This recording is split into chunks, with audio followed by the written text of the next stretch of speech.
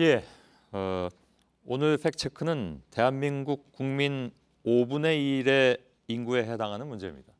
1,000만 명, 그것도 영남 지역에 사는 분들에 대한 얘기입니다. 낙동강 일부 지역에 녹조 경보가 내려져 있는데 낙동강물을 식수로 쓰는 인구가 말씀드린 대로 1,000만 명이 훨씬 넘습니다. 지금 이 사진은 오늘 팩트체크팀에 전달된 현장의 사진인데 녹조 경보가 내려진 곳은 더 말할 것도 없습니다만 내려지지 않은 달성 합천보 구간입니다. 상황이 경보가 내려지지 않았는데도 이렇게 아주 심각합니다. 그리고 어제 낙동강을 관할하는 경상남도의 홍준표 지사가 녹조는 축산 폐수와 생활 하수 때문이다 이렇게 밝혀서 이게 논란이 되고 있는데요. 다시 말하면 4대강 사업 때문이 아니라는 얘기죠. 이 발언이 오늘 주제입니다. 오대영 기자와 함께 팩트체크할 텐데 결국 축산 농가와 도민들의 생활 하수 때문이라는 얘기에 즉 거기에 국한돼 버리는 것인가 아닌가 하는 거죠. 그렇죠, 오 기자? 네, 맞습니다. 예. 홍준표 경남도지사가 어제 낙동강의 해당 지역을 가서 한 발언인데요. 이렇게 예. 얘기했습니다. 4대강 사업으로 인한 게 아니다 라면서요.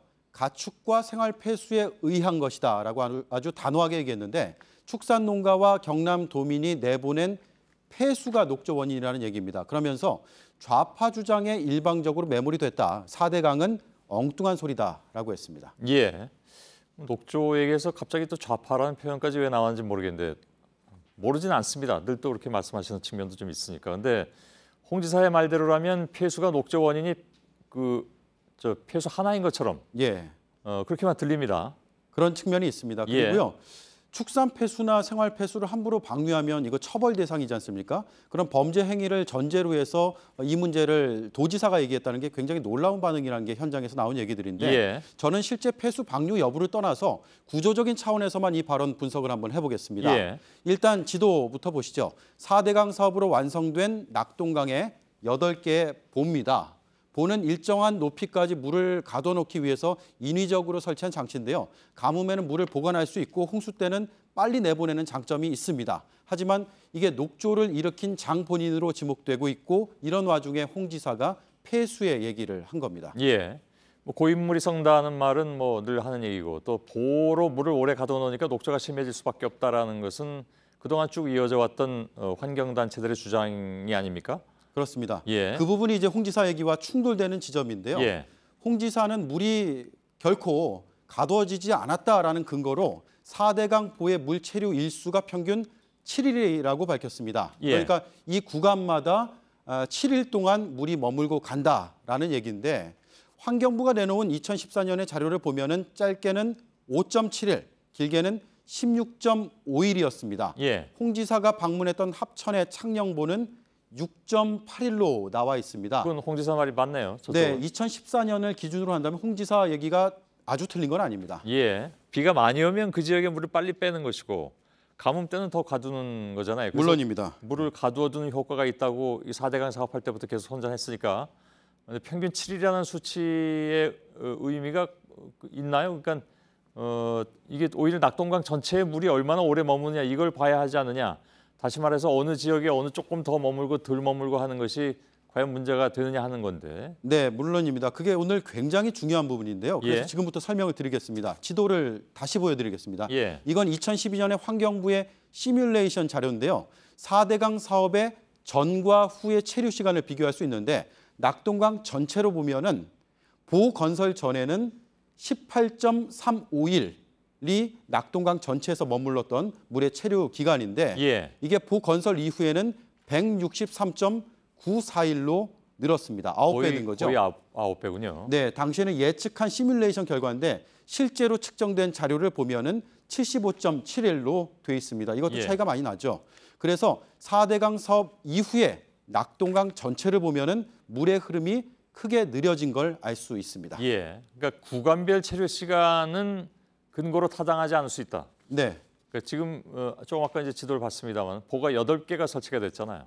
낙동강 전체가 이제 심하게 말하면 전체적으로 어디 조금 덜 머물고 어디 더 머물고 2차원이 아니라 그냥 강 전체로 보자면 저수지화 됐다. 뭐 이렇게 봐야 된다는 얘기죠. 오늘 많은 전문가들이요. 사실상 호수나 저수지 같다. 이게 하천이 아니다라는 얘기까지 낙동강 전체가. 네, 예. 뭐 극단적으로 표현하면 그런 표현까지 썼는데 홍 지사는 이 구간을 전체인 것으로 비약하는 듯한 발언을 한 겁니다. 예. 표 하나 더 보여드리겠습니다. 낙동강의 녹조 현황인데 8월 1일에는 이게 올해치입니다. 8월 1일에는 상주보 그러니까 상류층에서 녹조가 심했고요.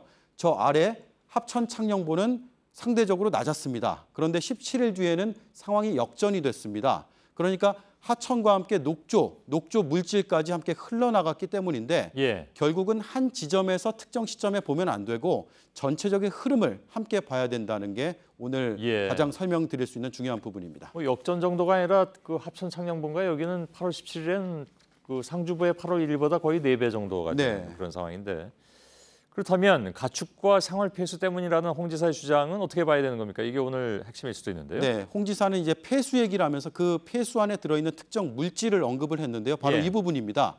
질소와 인이 고온의 물과 결합하여서 녹조가 발생한다. 이 부분도 저희가 체크해봤는데 국책연구기관인 연구 결과 따르면은 녹조는 물리적인 요인, 화학적인 요인, 그리고 생물학적 요인까지 다 같이 복합될 때 일어난다고 합니다. 예. 질소하고 인도 많은 요인 중에 하나이긴 하네요. 네, 그렇습니다. 그래서 홍 지사 얘기도 저 부분 중에 하나로는 포함되는 나름의 이제 사실을 근거한 얘기일 수도 있는데 예. 이 부분도 봐야 됩니다. 환경부 산하 연구기관의 이 논문은 유역 환경의 변화를 매우 중요한 변수로 밝히고 있는데 이게 그러니까 수백 년 동안 걸려서 변화가 일어나야 되는데 이게 단기간에 일어나면 문제가 생긴다. 이 점을 강조하고 있는데 예. 최근에 일어난 급격한 변화가 뭐냐?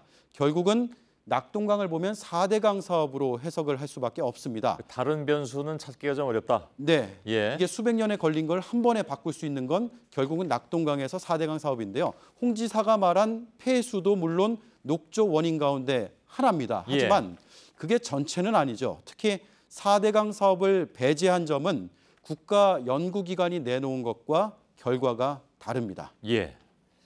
알겠습니다. 잘 봤습니다. 팩트체크 오대현 기자였습니다. 수고했습니다.